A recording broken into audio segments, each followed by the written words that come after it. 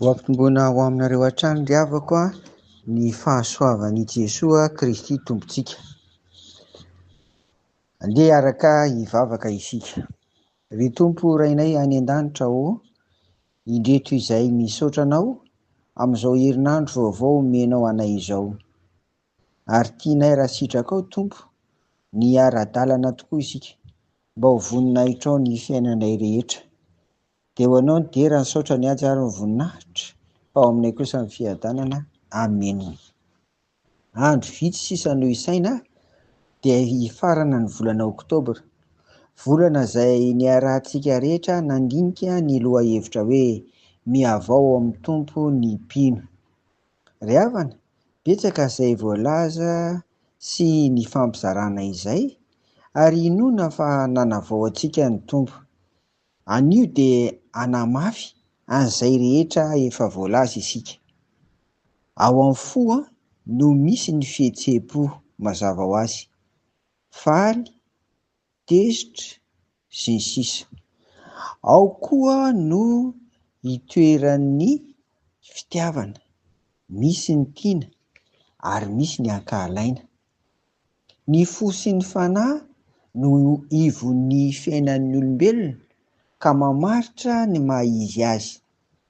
Ary farany dia ao amin'ny fo no handraisana ny fanapahan-kevitra ka hanaovana ny sitrapo. Io fo sy fanahy io no tian'ny Tompo havoazina ka hoy izy: esory ho afaka aminareo fahadisoanareo rehetra izay nataonareo, ka manaova fo vaovao sy fanahy vaovao anareo, fa nahoana no faty anareo ry Israely? Ezekela 20:1-3. Indroa very natao ny bokin'i Ezekela mpaminany, ny tenin'ny Tompo milaza fa izy no hanome fo sy fanahy vaovao. Izy no hanao sy hanatanteraka an'izany. Hitantsika ato amin'ity Ezekely ity ihany izany, 2:7-7 ny iray, ary ny faharoa dia ny 4:7-9. Fa eto kosa dia ny olona no asainy manao fo sy fanahy vaovao ho an'ny tenany. Tsy vitan'ny olona tanteraka anefa izany noho ny maha olona azy, ka dia Andriamanitra mihitsy, Jesosy Kristy ary ny fanahy masina no manome fo sy fanahy vaovao. Ny manao fo sy fanahy vaovao andraikitry ny olona kosa anefa dia tsy inona fa ny fanokafana ny fo amam-panahiny mba hanjakan'ny Tompo. Ka amin'izay fotoana izay dia tanteraka ny fihavaozana, satria ny sitrapon'ny Tompo no lasa sitrapony.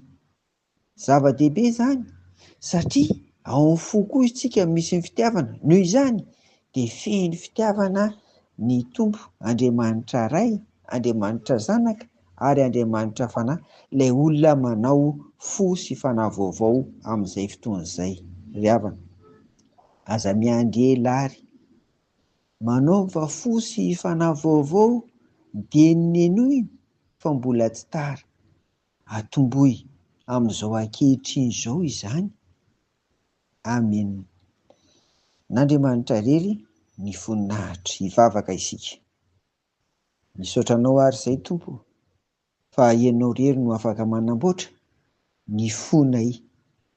Izay anefa dia entahino isan'andro hanokatra ny fonay mba hidiranao Jesosy Kristy, anjakanao tanteraka, azahoan'ny fo vaovao sy fanahy vaovao ary fitiavana anao. Amin'ny anaranao no vanena izany vavaka izany. Amen. Dia mirary herinandro sambatra, herinandro feno fifaliana ary herinandro vaovao andraisana valim-bavaka ho anareo isam-batan'olona sy isa-tokantrano ry havako. Ho aminareo hatrany ny fiadanan'i Jesoa. Amen.